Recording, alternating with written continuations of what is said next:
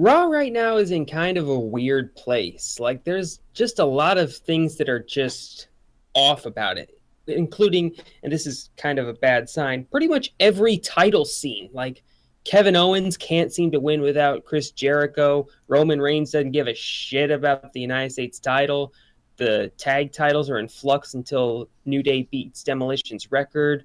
The women's title, everyone's protected except the champion. And the Cruiserweight Division. Oh boy, the Cruiserweight Division. That is what we are here to talk about today. And this had all the hype in the world going into it, and it has just flopped stupendously since its return. But before we get too far into this, hello everyone. My name is Nikki V, and I am joined once again by Toon Critic. Yo. Calcos. Oi. And representing Raw, James the Squirrel Theorist. I'd say I'm sorry for the attributes of Raw, but I am not part of creative, although I wish I was, because I could do this better. Yeah, we've got the A show. So I think the question is, where should we start with this? If anything, I think we should just start with the Cruiserweight Classic itself. Yeah, like the Cruiserweight Classic just had so much greatness in it. Like, I can name 5 matches in that thing off the top of my head that could conceivably end up in our best matches of the year video in like the next month. But like, I think the biggest problem, there was 2 big stars in the Cruiserweight Classic from like other promotions, not like WWE alum or NXT guys already. There was 2 guys they needed to get that would have basically put them in good shape for the foreseeable future. Kota Aboushi, Zack Sabre Jr. They didn't get either of them. And after that, they've kind of got Kota. Kind of. Yeah, kinda. He's showing up in NXT every so often, but like he isn't signed full time, and that's what they needed. Because they also signed Grand Metalik, but they just need to wait for him to finish up all of his indie dates. Like they needed to find a way to get either Aboushi or Sabre Jr. on the show, because those 2 guys are the biggest.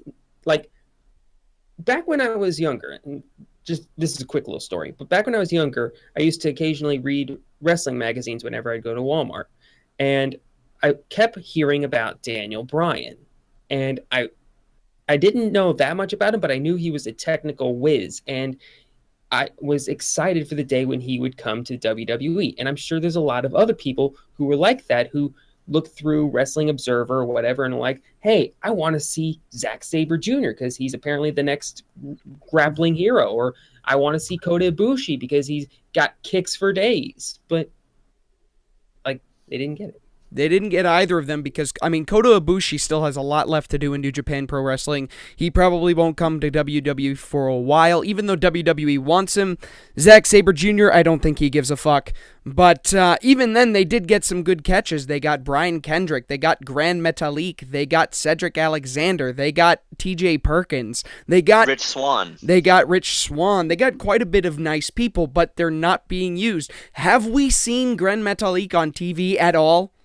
Nope. I think he was in one match. He was in the 4-way match, the very first Cruiserweight match, where Kendrick won the number 1 contendership. I think he was in that. He might have been. But there's 2 important things that didn't happen. One didn't happen for a long time, and one hasn't happened yet. The one that didn't happen for a very long time was Noam Dar being delayed for so very long. Because Noam Dar is probably one of the best grapplers in the world today. And in my opinion, the best hasn't debuted yet, that being Jack Gallagher. Well, at the very least, they've started showing Jack Gallagher again for the stuff for 205 Live. I think he'll debut in either one of the first matches for 205 or the last match. Yeah. So I guess that leads to my next question. Is 205 Live going to fix what ails the Cruiserweight division? No, it's not one thing that's going to fix it. It's not going to be one thing. It's going to be a whole bunch of things that they need to work on. And I think one of those things, even though it's kind of cool, they need to get rid of the purple rope setup. Yes, because me and Calcos were at Hell in a Cell, and we saw how long it takes for them to set that up. It takes a good 10 to 15 minutes to set up the ring with a crew of about 10 people. And all it does is add an aesthetic to it. And it's really unnecessary. Like, all they need to do, if anything, is have that purple light in, like, the crowd. And oh yeah, the purple lighting, the ring trim, the ring trim. Yeah, the ring trim. Too. Yeah, just do that, and that'd make it. It'd still have its own thing and its own look for 205, but it would still keep that its WWE look. The big problem is people have a short attention span. If you are gonna take 10 minutes, 15 minutes out to do that, they're gonna lose interest and not give a damn. Yeah, it totally kills the crowd, and that's part of the reason why a lot of the cruiserweight matches are basically being played in front of crowds who are dead silent. Not to mention they're being placed on a card in a way that makes it a cool-down match. Yeah. Which is what the opposite thing is. So here's the thing about the Cruiserweight division when they've been trying to bring it back.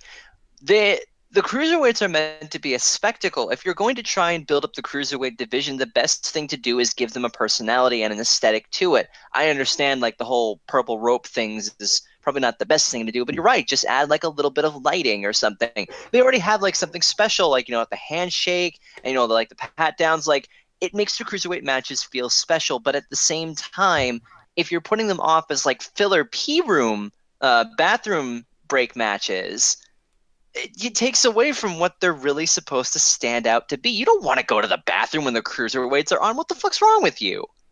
Exactly, no kidding.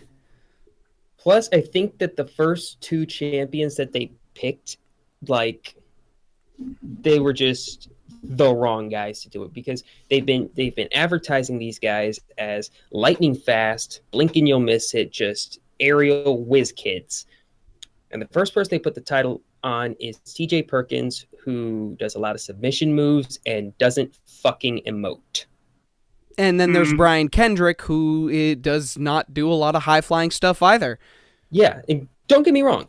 Brian Kendrick is a great wrestler, and I would honestly think he would do better as part of the main roster instead of the Cruiserweights, because, like, he is a very, very unique heel who just is a total bastard.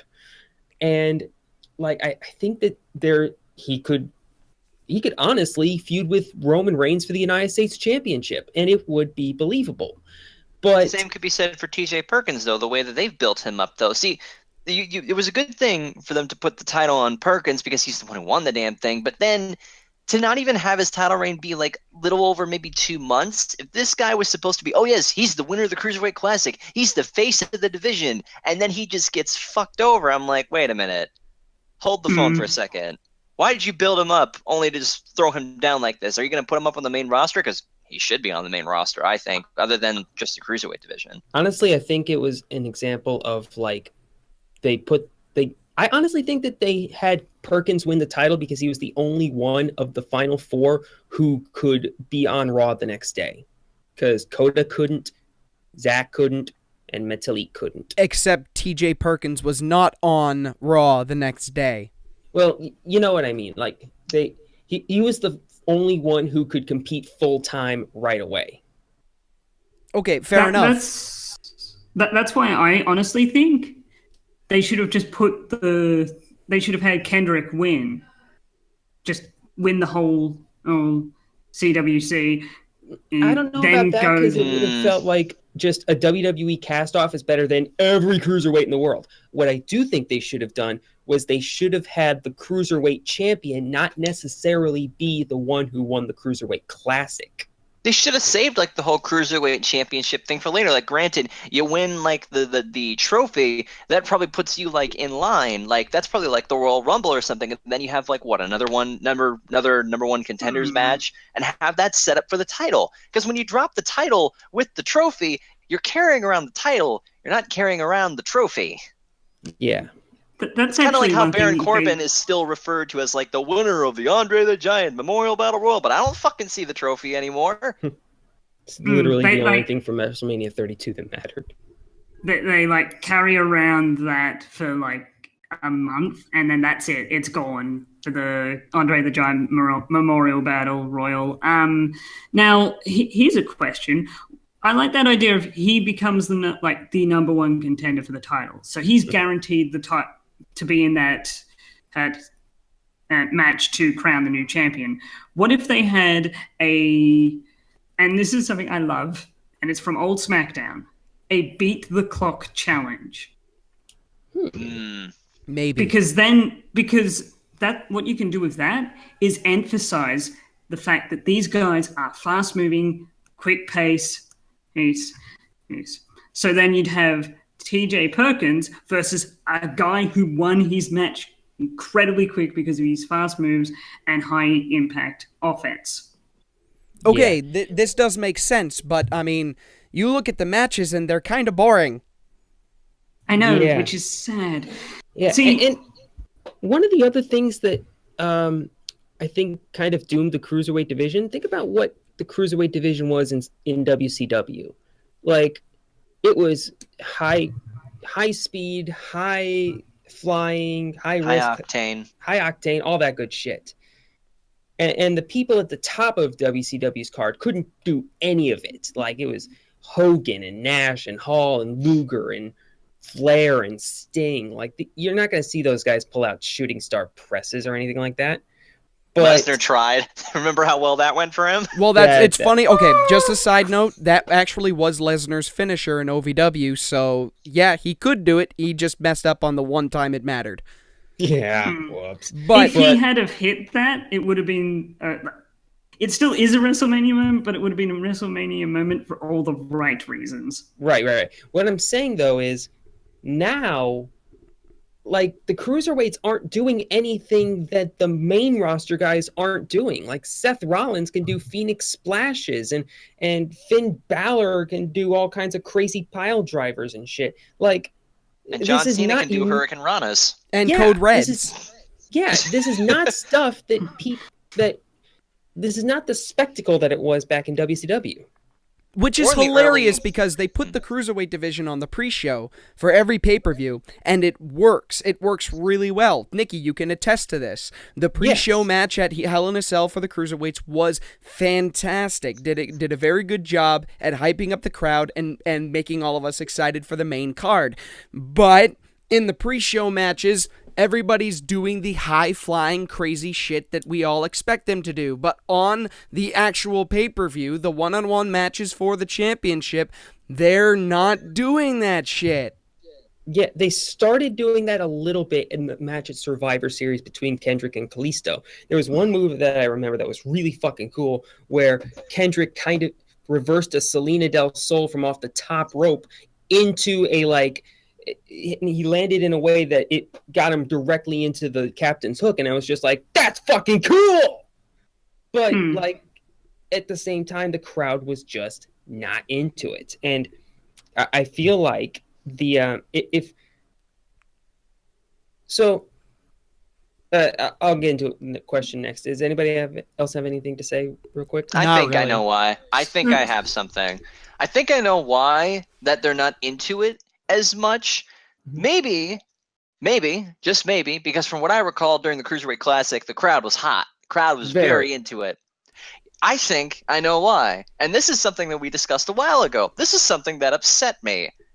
Vince told them to tone it down. And because the Cruiserweights have toned things down, the crowd is not into it because they're just like, wait, why aren't they giving it their all? Why aren't they doing some of the crazy stuff we've seen before?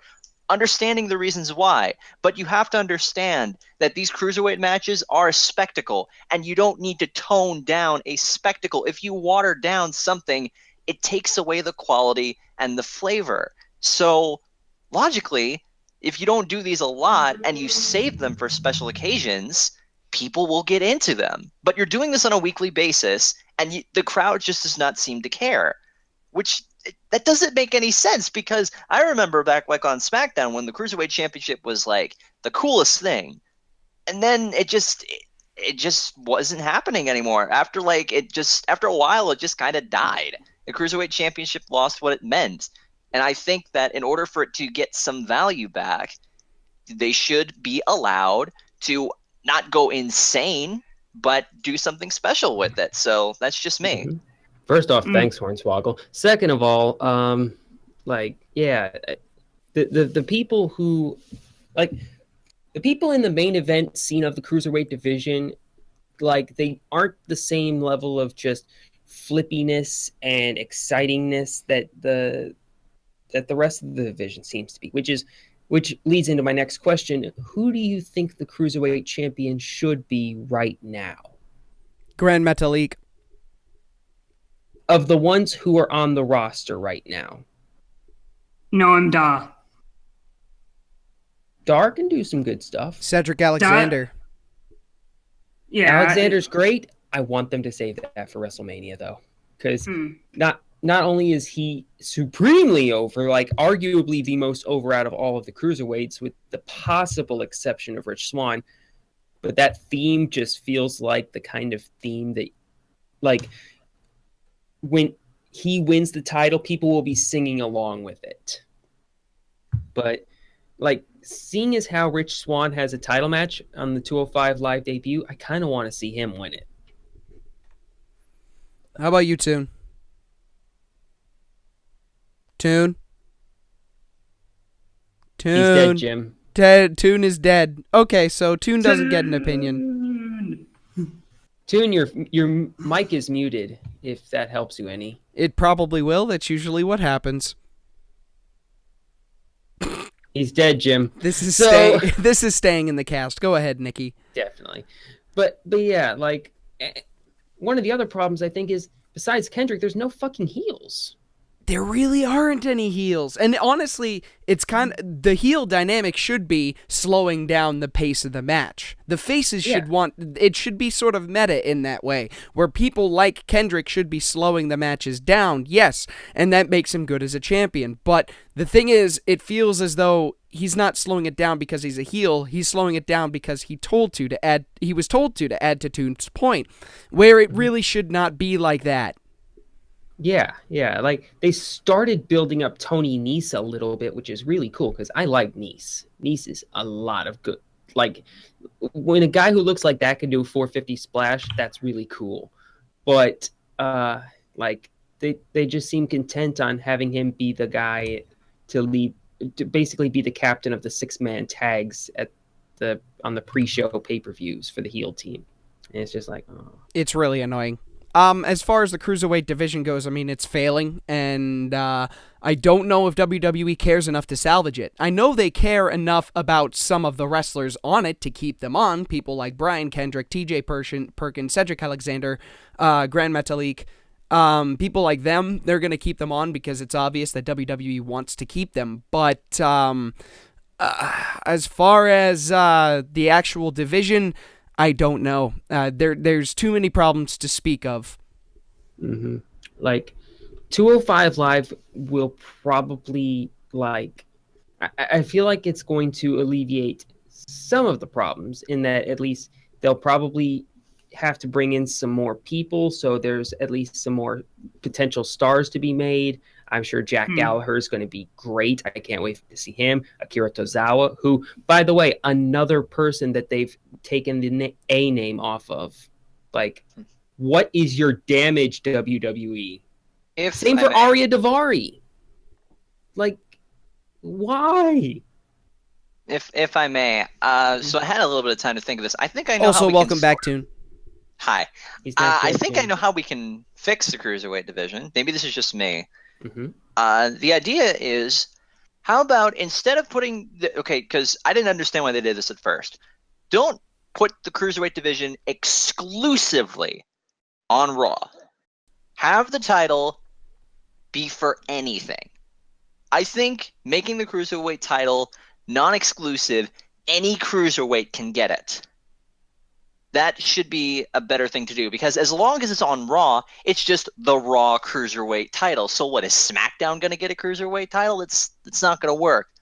What you need to do is you need to make it interesting, meaning that while, like, let's say a Raw superstar has it, a SmackDown star can challenge for it. Or, let's be a little bold and move it up a little further, someone from NXT can challenge for it.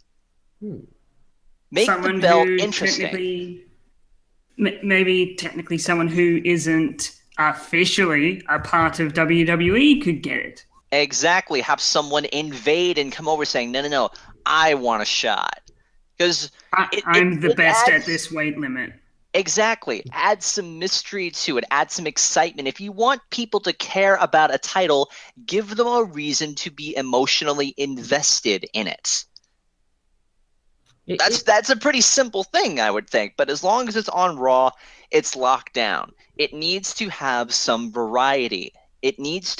This is why I thought that the Cruiserweights should have been spread out among Raw or among SmackDown, among NXT. That way, there's plenty of room for all of them to, work together. Because as long as it's on Raw, you're only going to get a select few amount of Cruiserweights. And if your name isn't T.J. Perkins or Brian Kendrick or Rich Swann or Cedric Alexander, you kind of got nothing. But on SmackDown, there's all these other Cruiserweights. And NXT, there's all these other Cruiserweights. Make it interesting. That's all I'm saying. There is one other thing I'd like to bring up. Mm-hmm. The Cruiserweight Classic was booked and was mainly booked by Triple H. Ah, yes. This cannot be overstated enough. Triple H likes the small guys so he can bury them. Raw and SmackDown is, at the end of the day, Vince McMahon's baby. He has final say on everything. And there's something that I've noticed, and this pains me because I thought it was obvious with wrestling. We need good storylines. There is, like, the bare bones we have for a storyline with the Cruiserweights lately has been the Noam Dar stuff that we had recently, and the TJ Perkins, I'm terrible, and Brian Kendrick storyline. And to a lesser extent, but it is probably the best storyline ever, the redemption of Brian Kendrick. Yeah. This is true. Storylines are important. They do also make you care. So, yeah, why don't we have more storylines for the Cruiserweight division? Because the fucking WWE writers have to write like 40 gajillion hours a month, and it's like they have to cut corners somewhere. And unfortunately, it's in the Cruiserweight division where probably the best wrestlers are. I got nothing else. I really don't. I think the only other thing that I want to ask before we end this thing off, does anybody else have any other questions? There is a question I have. Name one face and one heel from outside of WWE, that includes NXT, that you would bring in to improve the You just said, or who was it? Who was it that just said that the Cruiserweight division has the best wrestlers ever? I did. Then why would you bring someone in to improve it when you already have the best? You can't get better than the best. When I meant in WWE, the best wrestlers in WWE. I forgot to preface that. The best wrestlers in WWE are in the Cruiserweight. We can all agree to that. There's a few outside of it. There's a few. Not exactly.